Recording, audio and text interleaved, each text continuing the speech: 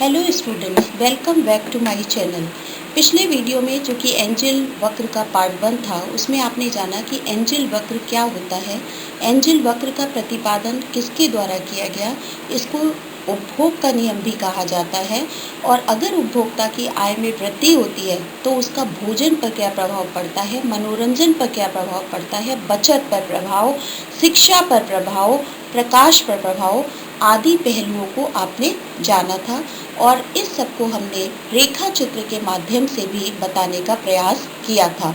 इस पार्ट 2 में एंजल वक्र के जो पार्ट 2 है, इसमें हम जानेंगे कि सामान्य वस्तुओं के लिए एंजल वक्र कैसा होता है, आवश्यक वस्तुओं के लिए कैसा होता है, हीन वस्तुओं के लिए भी एंजल वक्र कैसा होता है, और साथ ही हम जानेंगे इससे संबंधित कुछ MCQs। So let's begin. Angle वक्र जर्मन अर्थशास्त्री और सांख्यिकीविद अर्नेस्ट एंगल के द्वारा 1857 में दिया गया था, जो कि आपने पिछले वीडियो में जाना। अर्थशास्त्र में एंजल वक्र जो होता है, उपभोक्ता की आय और किसी विशिष्ट वस्तु की मांगी गई मात्रा के बीच में संबंध को बताता है, जबकि अन्य कारक जैसे कीमत है वो स्थिर रहते हैं। सबसे पहले हम जानते हैं कि आवश्यक वस्तुओं के लिए एंजल वक्र कैसा होता है। इसके लिए ये जानना ज़रूरी है कि आवश्यक वस्तुएं कौन सी होती हैं। तो आवश्यक या अनिवार्य वस्तुएं वे बुनियादी वस्तुएं होती हैं जो कि हमारे जीवन को सुरक्षित और सुचारू रूप से चलाने के लिए आवश्यक होती हैं। इसके बिना हम अपने दैनिक जीवन की कल्पना भी नहीं कर सकते हैं। आवश्यक वस्तुएं हो सकती हैं भोजन है, पानी है, वस्त्र है, आवास है, स्वास्थ्य, चिकित्सा की सुविधाएं और शिक्षा। ये सब हमारी आवश्यक वस्तुएं या अनिवार्य वस्तुएं कहलाती हैं। अब हम जानते हैं कि आवश्यक वस्तुओं के लिए एंजल वक्र कैसा होता है। आवश्यक वस्तुओं के लिए एंजल वक्र बाएं से दाएं ऊपर की ओर उठता हुआ होता है। वक्र का ढाल यानी कि स्लोप जो होता है वो आय में वृद्धि के साथ साथ बढ़ता जाता है, जिससे स्पष्ट होता है कि आवश्यक वस्तुओं का उपभोग आय में वृद्धि की अपेक्षा कम मात्रा में बढ़ता है। अर्थात अगर आय में वृद्धि होती है 20% की, तो आवश्यक वस्तुओं का उपभोग 20% से कम मात्रा में बढ़ता है। पिछली स्लाइड में आपने जाना कि आवश्यक वस्तुएं क्या होती हैं। अब आवश्यक वस्तुओं के लिए एंजल वक्र को एक रेखा चित्र के माध्यम से जानते हैं। एक्स एक्सिस पर आवश्यक वस्तु खाद्यान्न को दिखाया गया है तथा वाई एक्सिस पर आय स्तर जो कि उपभोक्ता का आय स्तर है उसको दिखाया गया है। साइड में लिखा हुआ है, उसको भी आप देख सकते हैं कि जब OY1 आय स्तर था उपभोक्ता का, तो वो खाद्यान्न की OQ1 मात्रा खरीदता था। अगर उसकी आय में वृद्धि हो जाती है, माना आय बढ़कर OY1 से OY2 हो जाती है, तो वो खाद्यान्न की मात्रा भी उसकी जो बढ़कर है वो OQ1 से OQ2 हो जाती है। अगर फर्दर उसकी आय बढ़कर OY2 से OY3 हो जाती है, तो मांग भी बढ़कर OQ2 से OQ3 हो जाती है। लेकिन मांग जो Q1 Q2 में जो बढ़ती है, उसकी तुलना में Q2 Q3 में कम मात्रा में बढ़ती है। पहले मांग में बढ़ोतरी जो होती है उपभोक्ता की आय में वृद्धि के साथ अधिक होती है, लेकिन फिर अगर आय में वृद्धि होती है तो मांग में वृद्धि जो होती है वो पहले की तुलना में कम मात्रा में होती है। Q2 Q3 is less than Q1 Q2। अब हम जानते हैं विलासिता की वस्तुओं के लिए एंजल वक्र कैसा होता है। सबसे पहले जानते हैं विलासिता की वस्तुएं लग्जरी गुड्स कौन सी होती हैं। ऐसी सेवाएं या उत्पाद जो जीवन के लिए आवश्यक तो नहीं होते हैं, लेकिन ये व्यक्ति की सामाजिक प्रतिष्ठा, आराम और जीवन स्तर को दर्शाती हैं। इन्हें हम विलासिता की वस्तुएं कहते हैं, जैसे कि महंगी लग्जरी कारें, डिज़ाइनर कपड़े, लग्जरी घड़ियाँ, 5 स्टार होटल में ठहरना, महंगे आभूषण। ये वस्तुएं आमतौर पर बहुत महंगी होती हैं, लेकिन इनका उपयोग अक्सर समाज में अपनी संपत्ति, रुतबा और सफलता दिखाने के लिए किया जाता है। जैसे जैसे व्यक्ति की आय बढ़ती है, इन वस्तुओं की मांग उस अनुपात से कहीं अधिक मात्रा में बढ़ती है। विलासिता की वस्तुओं के संबंध में एंजल वक्र का ढाल आय में वृद्धि के साथ साथ घटता जाता है। ये वक्र धनात्मक ढाल वाला ऊपर की ओर बढ़ता हुआ होता है। जो कि स्पष्ट करता है कि जैसे ही उपभोक्ता धनी होता जाता है, वह अपने उपभोग में विलासिता की वस्तुओं की मांग को बढ़ाता जाता है। अब हम विलासिता की वस्तुओं के लिए एंजल वक्र को एक रेखा चित्र के माध्यम से समझते हैं। एक्स एक्सिस पर विलासिता की वस्तुओं को दिखाया गया है, वाई एक्सिस पर विभिन्न आय स्तरों को जो कि उपभोक्ता के हैं उन्हें दिखाया गया है। तो सबसे पहले देखते हैं कि उपभोक्ता की आय जब OY1 होती है तो वो विलासिता की वस्तुओं की मांग OQ1 के बराबर करता है। अगर उपभोक्ता की आय में वृद्धि हो जाती है, OY1 से आय बढ़कर OY2 हो जाती है, तो विलासिता की वस्तुओं की मांग बढ़कर Q1 से Q2 हो जाती है। फर्दर अगर उपभोक्ता की आय में वृद्धि OY2 से OY3 के बराबर होती है, तो विलासिता की वस्तुओं की मांग भी OQ2 से बढ़कर OQ3 हो जाती है। लेकिन जो ये वृद्धि होती है Y2 से Y3 स्तर पर, जो मांग में वृद्धि होती है, अगर आय में वृद्धि Y2 से Y3 स्तर पर होती है आय में, तो उस स्तर पर मांग में वृद्धि अधिक मात्रा में होती है। Q1 Q2 की तुलना में Q2 Q3 में मांग में वृद्धि अधिक होती है। Q2 Q3 is greater than Q1 Q2।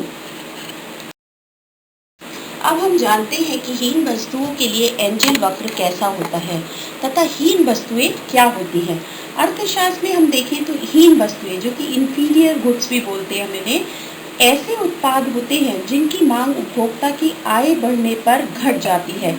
इसके विपरीत आय कम होने पर लोग इन वस्तुओं की अधिक मांग करते हैं क्योंकि ये बजट के अनुकूल होती है। जैसे कि मोटे अनाज हैं, कम गुणवत्ता वाले चावल हैं, सेकेंड हैंड कपड़े हैं। जब किसी व्यक्ति की आय बहुत कम होती है तो वो कम कीमत वाले मोटे अनाज हीन वस्तु को खरीदता है। आय बढ़ने पर वो अच्छी गुणवत्ता वाले गेहूं या चावल पर अपने आप को स्विच कर लेता है। आय बढ़ने पर लोग हीन वस्तुओं से बेहतर विकल्पों जैसे सामान्य वस्तुओं की ओर अपने आप को शिफ्ट कर लेते हैं। हीन वस्तुओं की मांग आय अधिक होने पर कम तथा आय का स्तर कम होने पर अधिक की जाती है। अब हम जानते हैं कि हीन वस्तुओं के लिए एंजल वक्र कैसा होता है, जिसको हम रेखा चित्र के माध्यम से देखते हैं। फर्दर एक्स एक्सिस पर हीन वस्तुओं को लिया गया है तथा वाई एक्सिस पर आय स्तरों को दिखाया गया है, जो कि उपभोक्ता की आय को दर्शाते हैं। अगर उपभोक्ता की आय OY1 होती है तो वो हीन वस्तु की OQ1 मात्रा खरीदता है, यानी आय जब उसकी कम होती है तो वो वस्तु की अधिक मात्रा खरीदता है। अगर आय बढ़कर OY1 से OY2 हो जाती है तो मांग भी कम होकर OQ1 से OQ2 हो जाती है।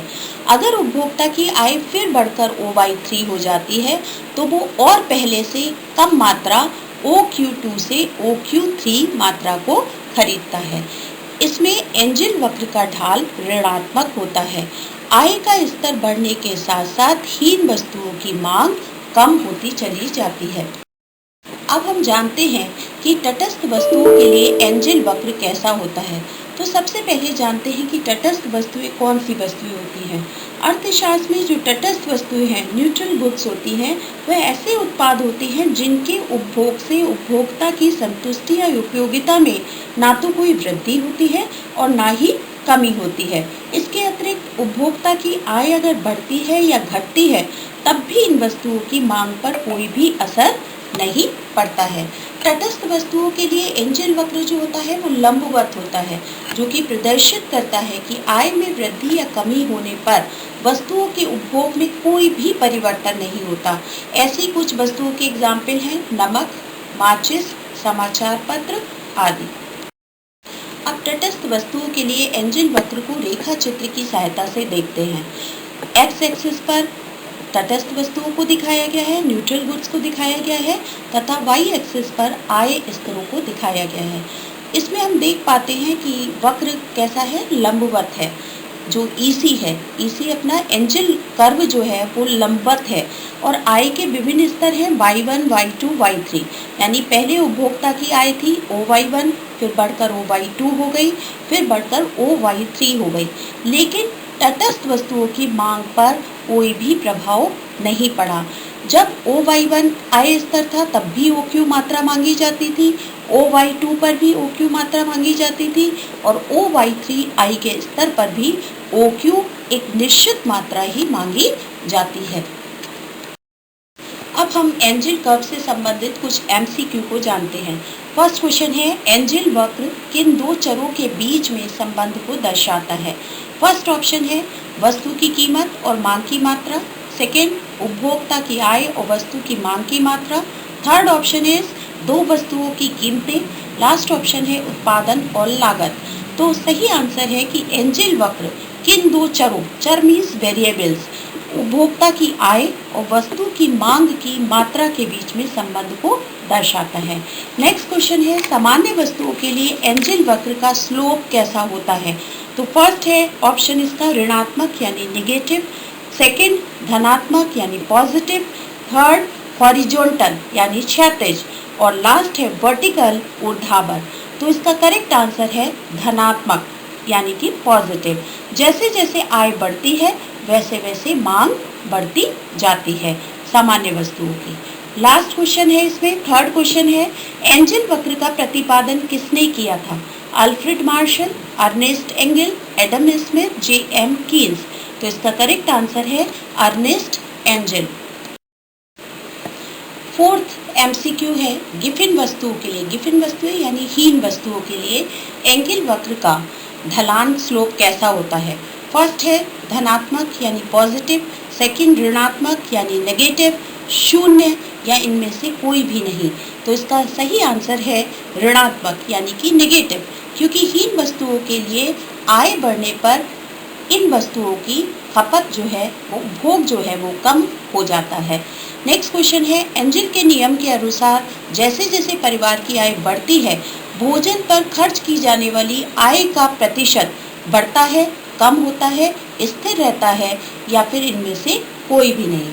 तो इसका आंसर है कि जैसे जैसे परिवार की आय बढ़ती है भोजन पर खर्च की जाने वाली आय का प्रतिशत कम होता जाता है। नेक्स्ट क्वेश्चन है, एक अनिवार्य वस्तु नेसेसिटी गुड्स के लिए एंजिल वक्र कैसा होता है?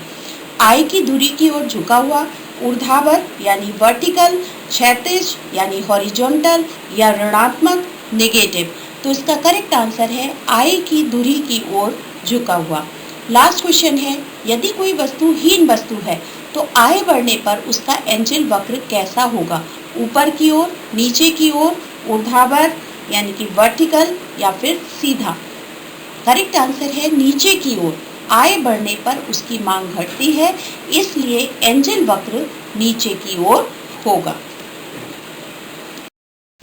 अगर आपने अब तक मेरे चैनल को सब्सक्राइब नहीं किया है तो चैनल को सब्सक्राइब करें और वीडियो को शेयर और लाइक भी करें और कमेंट में भी दें कि आपको ये मेरा वीडियो कैसा लगा। मिलते हैं नेक्स्ट वीडियो में।